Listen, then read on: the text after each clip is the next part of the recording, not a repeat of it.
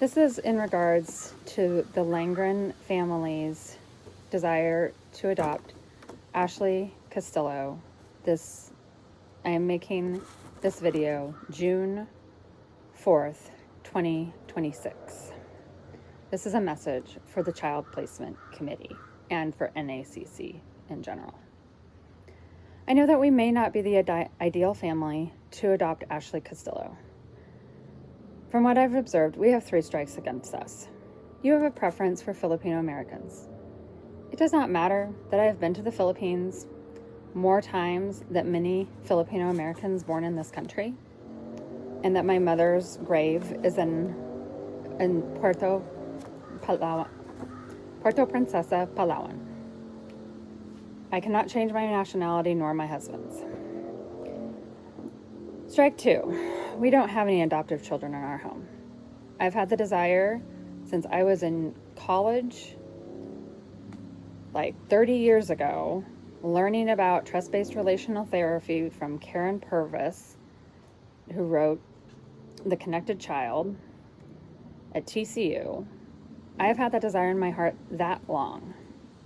There is no amount of training, books, support groups that's going to change the fact that I have not personally experienced parenting an adoptive child. We have 1 biological child.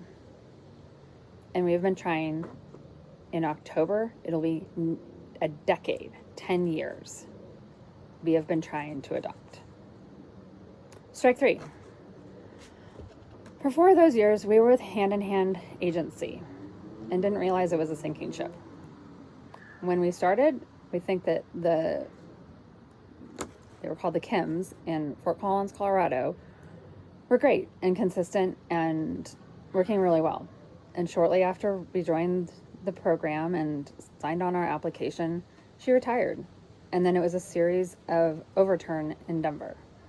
And of course, you know that you guys had to sever your relationship with Hand in Hand. However, I will point out that Sacred Portion took on those cases that were either partially adoptions or whatever, and all of the families that had been Hand in Hand that were now a Sacred Portion have been processed and have received children. The fact of the matter is that I can't change these things. We've had verbal promises through Katya at NACC mentioning our name and things like mentioning our name in Ashley's psychological reports. None of these things matter without an official match and a placement authority. Your committee holds the power to make that decision. I hear the frustration for Corinna Pasquette that in her 8 years of working in adoptions, she has never seen a case like ours drag on the way it has. We were filled with such hope and excitement when we hosted Ashley 2 summers ago. Excited for the opportunity. It was such a joy when she was here. We understood that her maturity level was deeply altered by her being a foundling at 4 years old. And we had every hope, and we gave our intention to adopt her as quickly as possible. And we are aware that Ashley will probably not be the same child she was 2 years ago. Certainly we aren't. And I think that it's great that she's in play therapy, that she's processing through the incident of abuse and the other things. And I don't know, I have my suspicions that you guys are trying to fix her up for us or for her foster parents. The point is that the other 8 families in our hosting group the summer of 2024 have traveled, have received their adoptive Filipino children. And we haven't even been matched. I've made the heartbreaking decision. I've cried so many tears over this case. Our wait is over.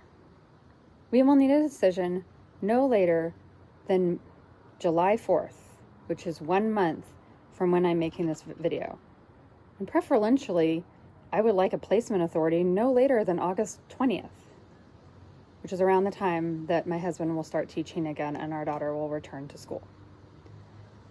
Independence Day is when I will be free from this limbo that I have been in for a decade. We hope that you improve our interest in Ashley and that we can move forward, or we will withdraw our interests, potentially look for local options here in Montana, or simply accept that my daughter will be an only child just as I was and will know the struggle and sometimes the joy of being an only child. I just want to remind you of NAC's motto: every child deserves a loving family. Best wishes,